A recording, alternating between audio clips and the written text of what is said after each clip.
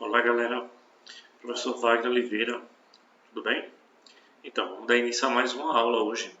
Hoje eu vou falar sobre o reino plant, o reino dos vegetais. Dentro dos reinos vegetais, o reino plant, ele também é conhecido como metafita. Tá? Ele é formado por seres eucariontes e multicelulares. Recorda que seres eucariontes são seres que têm núcleo delimitado e multicelulares formados por mais de uma célula. Tá? Os vegetais são considerados seres produtores, logo eles vão pertencer à base da cadeia alimentar de qualquer ecossistema. E eles são produtores justamente porque eles são seres autotróficos, eles produzem o seu próprio alimento, através de um processo chamado fotossíntese. Certo? Ainda do ponto de vista celular, a gente vai encontrar nesses vegetais uma célula formada por parede celular.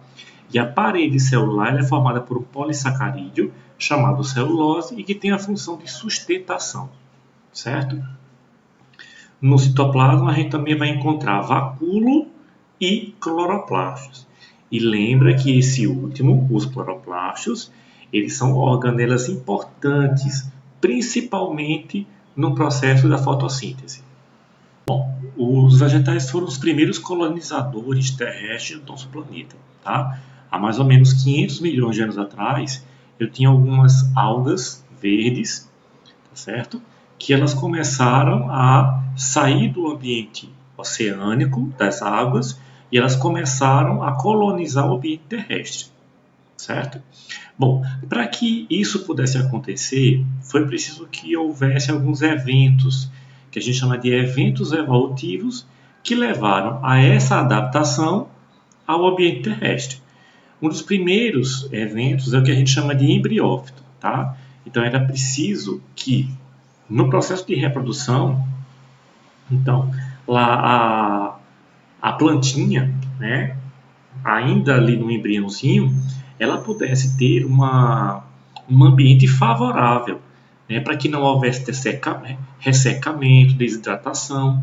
Né? Tanto que nessas plantas mais primitivas, a gente vai poder observar que a reprodução ela é dependente do ambiente aquático, tá? Ou pelo menos de um ambiente úmido. Tá? Com o passar do tempo, essas plantas elas foram evoluindo e aí elas foram adquirindo vasos condutores. Um pouco depois, ela deixou de ter uma reprodução por gametas e passou a ter uma reprodução por esporos. Né? E aí a gente vem a questão das sementes e por aí vai. E aí, um pouquinho mais tarde, com um pouquinho mais de adaptação e evolução, essas plantas começaram a desenvolver folha, caule, semente, flores e frutos. Tá? No caso dos frutos, a gente tem das flores e frutos, a gente tem os vegetais mais evoluídos no momento. Tá? Ok, então esse organograma aqui, ele nos mostra como é que está sistematizado, como é que está dividido o reino das plantas. Tá? Então, acompanha comigo aqui. Então, eu tenho as plantas. Deixa eu pegar o cursor aqui. Pronto, chegou. Então, eu tenho as plantas e elas vão poder ser vasculares e avasculares. Tá? No caso das plantas avasculares, ou seja, aquelas que não produzem, têm vasos, tá? Eu só tenho as briófitas. Tá? No caso das plantas vasculares, aí essas plantas elas vão ter, além dos vasos, elas vão ter raízes, folha e caule.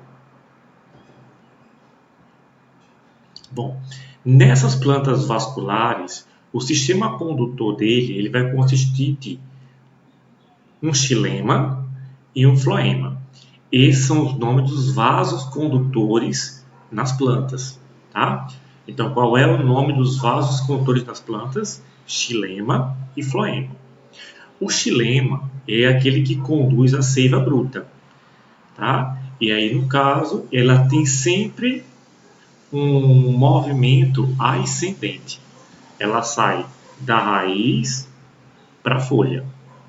Já o floema são vasos que conduzem seiva elaborada. E aí ele tem sempre uma direção descendente da folha para a raiz, certo? Então, enquanto o xilema sobe, o floema desce.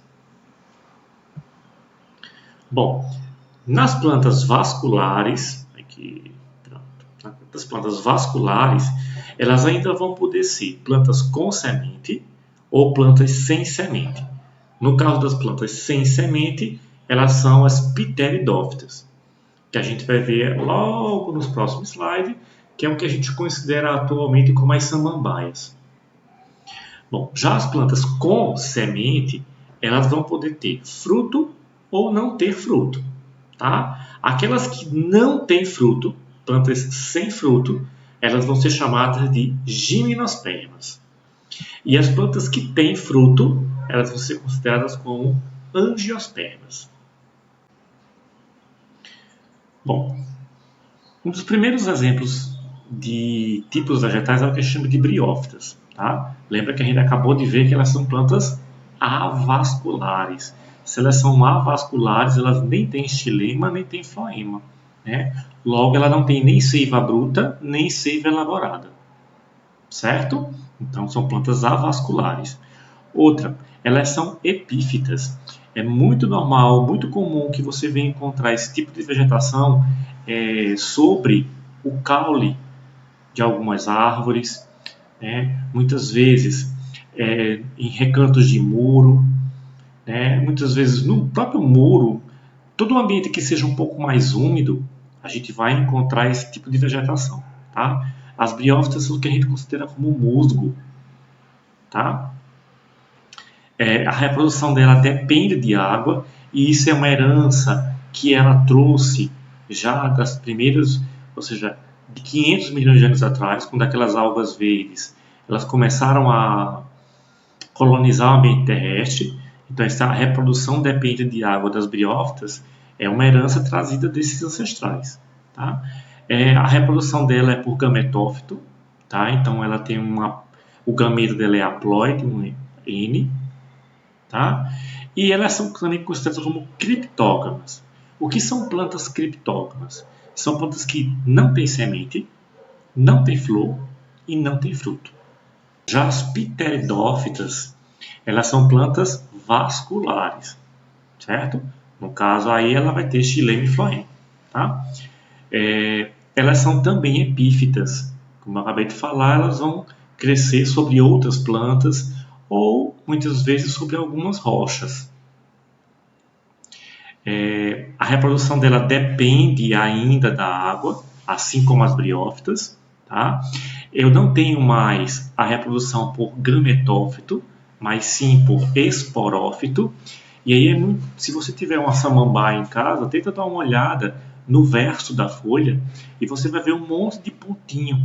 Um monte de pontinho amarelinho, que tem um pozinho amarelo, certo? Isso é o que a gente chama de esporos.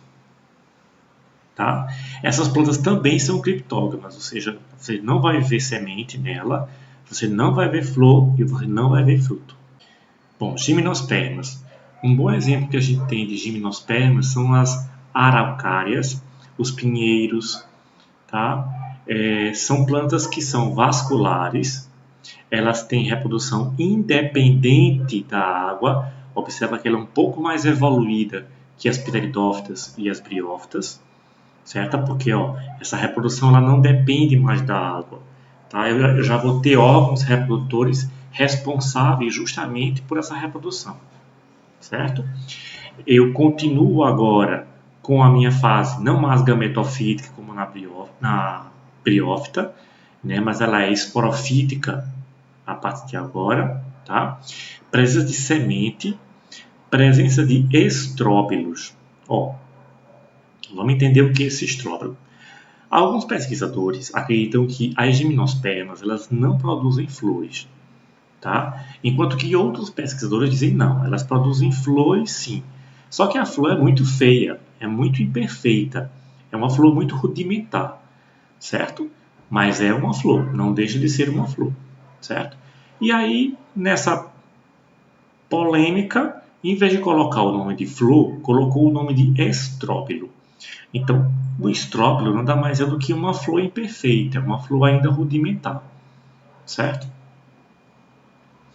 E esses estróbilos, como eles são geralmente imperfeitos, rudimentares,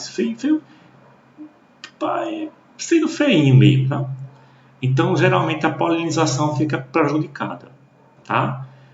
Um beija-flor ele vai preferir com toda certeza estar polinizando uma flor vermelha, bonita, viçosa do que, por exemplo, um estróbilo, certo? Então, como a polinização nessas flores ela é prejudicada, então a gente tem muitas vezes a ausência de algo chamado fruto, tá?